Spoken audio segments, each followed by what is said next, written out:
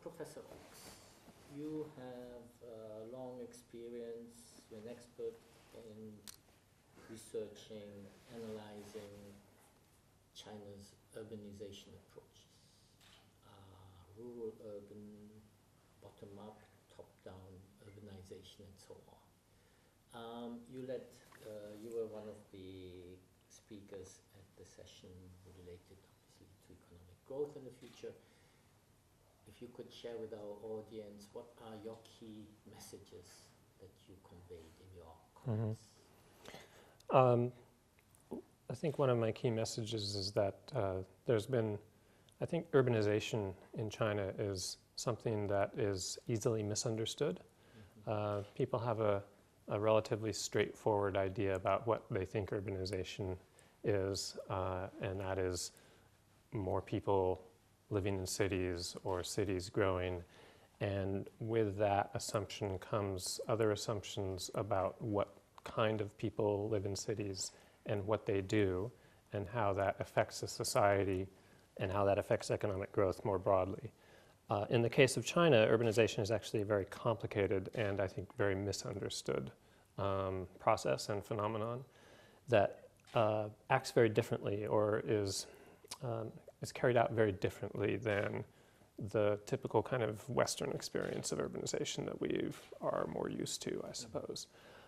So in China you have urbanization, you have first of all a complicated set of different kinds of ways of measuring urbanization, all of which have problems, none of which are entirely accurate. You have different kinds of processes that are causing urbanization that are very different from what we typically understand urbanization to be caused by. A lot of administrative changes.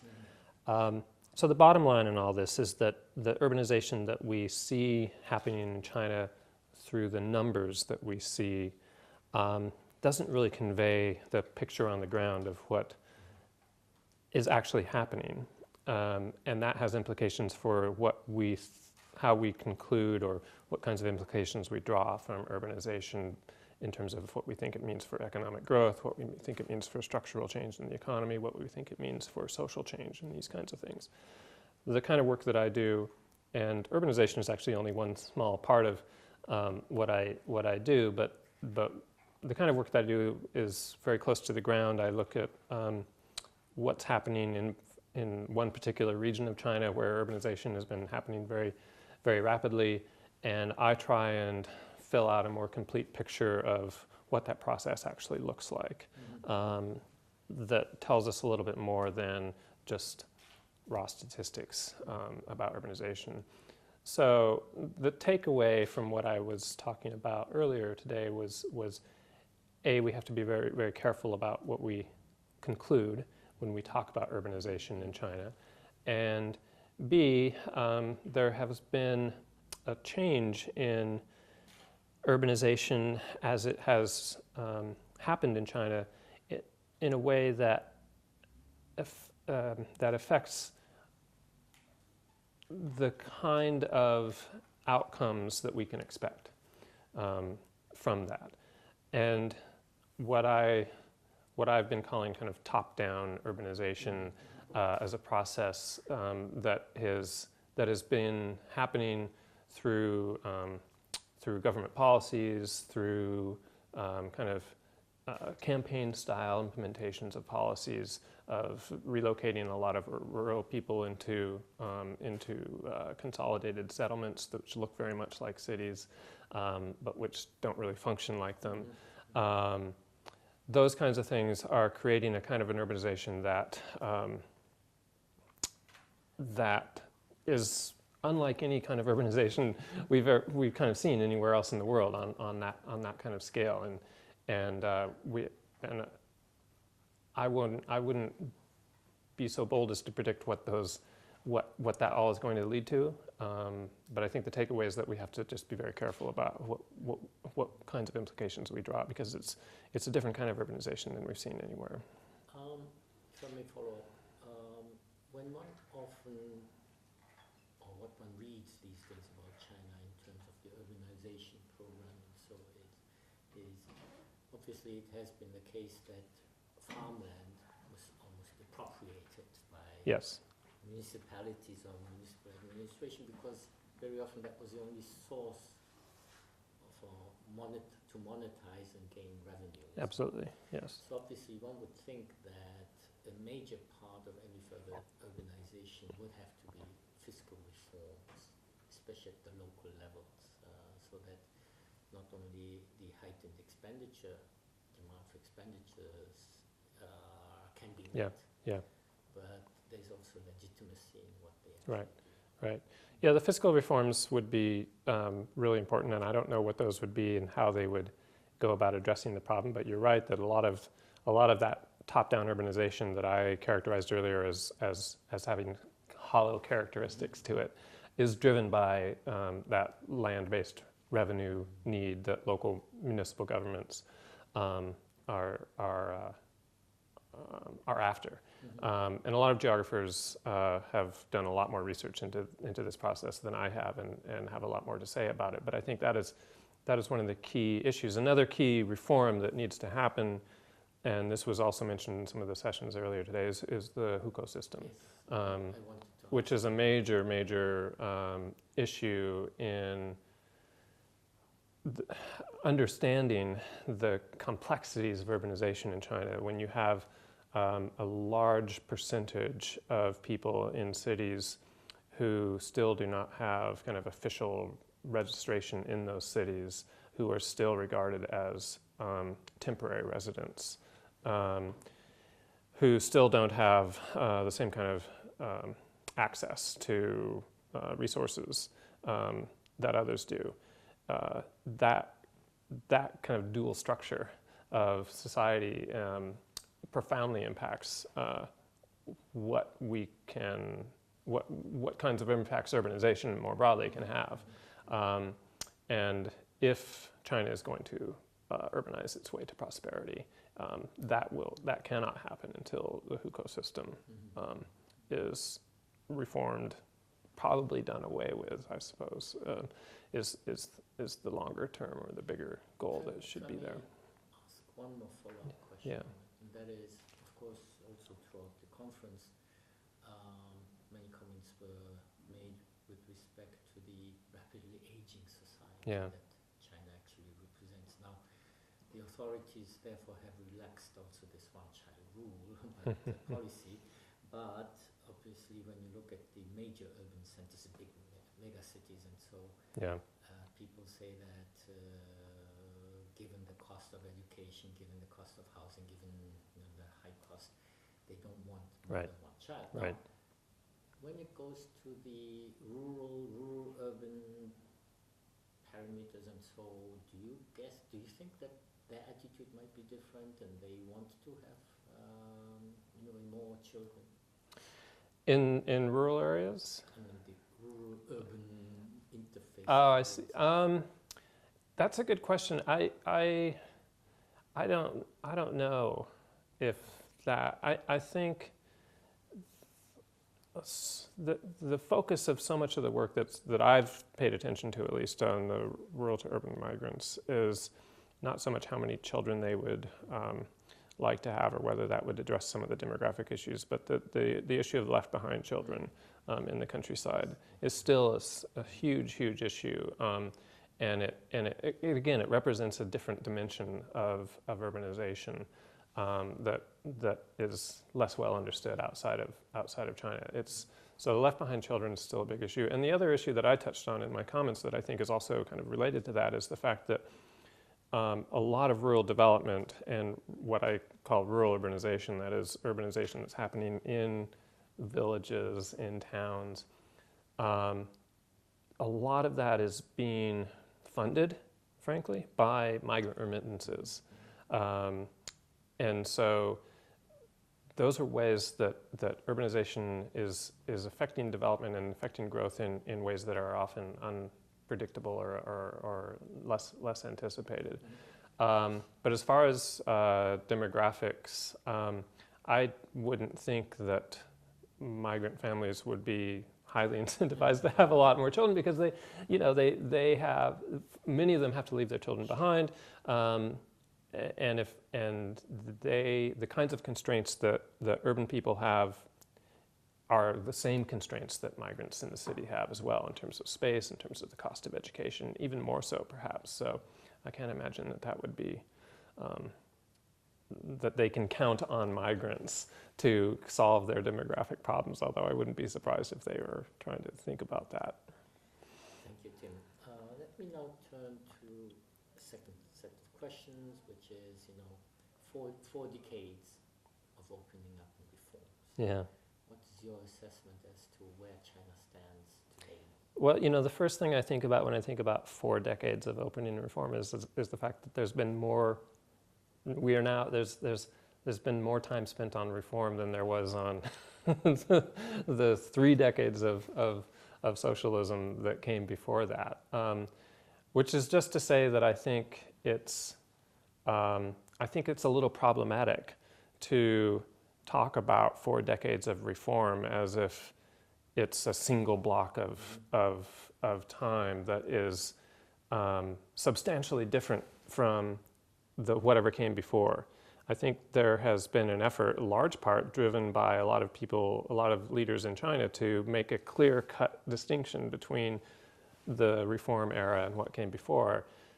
There's a lot of continuities that have continued along there, and I think the case can also be made that there have been changes within the so-called 4-decade reform period that are bigger than the Mao era to the reform period, if that makes sense. So just for example, I think the late 1980s, early 1990s, the kind of the shift, and one of the things I talked about in my comments today, the kind of the urban turn of Chinese development, in which an earlier period in the 80s and into the 90s of genuine kind of rural urbanization, of rural industrialization that was fueled by the township and village enterprises, how that shifted to a kind of a much more state-driven, top-down, urban-centered urbanization, if you will. That was a fundamental change, and it was driven a lot by the land lease regulations that were initiated, I think, in 1988, that enabled cities to start taking advantage of the acquisition of land. That was a huge change. In some ways, ultimately, I think, probably bigger than the kinds of changes that, for example, the responsibility system in the countryside initiated. So I think we have to get away from this idea of kind of, I mean, China is always reforming. There's always the need for reforms, but I think we need a discourse that is a little bit more fine-tuned to the kinds of evolution and changes that continue to go on, and get away from the idea that we are still in an era of reform from the Mao era that came before. And where do you see China headed for? Academics are terrible predictors of the future. Where do I see China headed? China is so big, and there's so much going on. That and I see, we had a lot of comments in the sessions today, particularly in the kind of the technology and the science section, about problems with patents and innovation and these kinds of things. There's an incredible amount of creativity in China, despite all of the issues that are raised with intellectual property and cybersecurity and all of these things. But in terms of the arts, in terms of literature, in terms of film, I teach a course on Chinese film and looking at China through the lens of contemporary Chinese documentary filmmakers. And I'm just so impressed at the artistic quality of a lot of that kind of cultural production that comes out of China, that I think China is bound to become a much more significant innovative source on the world stage. I don't know in terms of science and technology, but certainly in terms of culture, I think there's a lot going on there. And that's one of the things that a lot of my research, I mentioned that I do more than urbanization research, and one of the things I focus on a lot is cultural development and culture industries, and culture as the way that culture is being kind of used for development, but also governance kinds of objectives. Soft power. Somewhat soft power, but I'm more interested in within China itself, you know, in terms of what that means. And so I, you know, despite all the government control, despite the fact that the government kind of shoots itself in the foot consistently with its kind of paranoid need to control the message and those kinds of things, despite all of that, there's a tremendous amount of efflorescent cultural change and development going on. So I'm really optimistic and kind of excited about that and where that might be going. So I'll leave it at that. Economically, politically, I'm not going to touch those issues. Thank you. Lastly, after all these discussions, what would be your advice for Kazakhstan, Central Asia, in terms of how to manage the relations with China, how to draw maximum advantage of the Belt and Road Initiative, and so on? Yeah, that's the question. That's the million-dollar question for Kazakhstan, for many countries. I think we've heard a lot about a lot of the tremendous financial risks that engaging in Belt and Road entails. We've heard a lot about, and this is one of the things that I've been looking at with a project that I have been developing at our center in Boulder called China Made. And that's a focus on infrastructure development, but we take a much more kind of sociological, human geographic and anthropological look at it. But in that context, you know, one of the things that we talk about with infrastructure is, you know, there's so many ways that it is problematic in terms of investment, in terms of a kind of a market-oriented investment, right? The returns on infrastructure are very, very long-term. Infrastructure investment almost always requires a lot of subsidy and a lot of state commitment to recognizing that it's not going to pay off right away. But, you know, if you do it right, hopefully in the long run, I mean, you have to have good basic infrastructure, but it's not the kind of thing that, you know, it's infrastructure, it's a basis, right? And so to say that the infrastructures themselves are going to themselves kind of produce a return on investment, I think would be a mistake. To kind of pin everything on something called the Belt and Road and the infrastructure. I think there needs to be a recognition that that's a starting point for a much more complex and much more holistic kind of form of development, which can occur, but which takes a lot of time. So I think for a country like Kazakhstan, it's crucial to be very long-sighted on this and not think about what might be the short-term gains that we could realize from these kinds of infrastructure developments. That's not an easy piece of advice, I guess. I mean, I don't know how you get through that short term, but I think if everything is oriented towards where those infrastructures can lead in terms of all the ancillary effects, all of what they can bring to a society, an economy in a longer term perspective, I think that's the perspective that is needed. And I think China,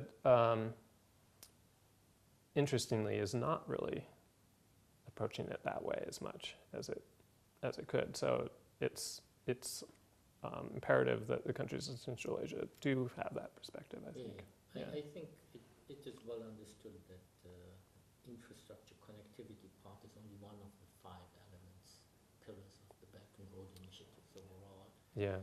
There's also the policy coordination element, the trade element, investment, financial flows, as well as the people-to-people dimension. So, in a way, it is, I think, in the countries understood that infrastructure is obviously the physical emanation, hopefully opening the opportunities for the other parts. Yeah.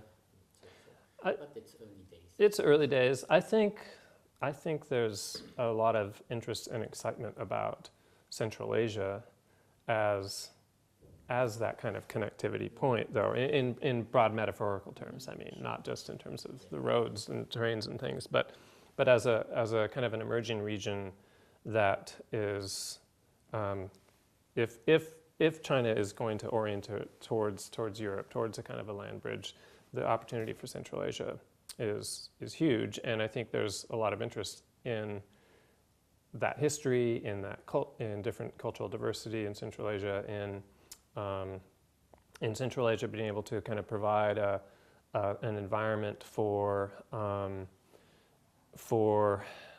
how different cultures, different language groups, different peoples interact with each other in a productive, peaceful way that you haven't really seen so much of in Western China, for example. And so that's a unique and important opportunity that I think Central Asia Kazakhstan can also fulfill. Thank you very much, Yeah, Professor. thank you.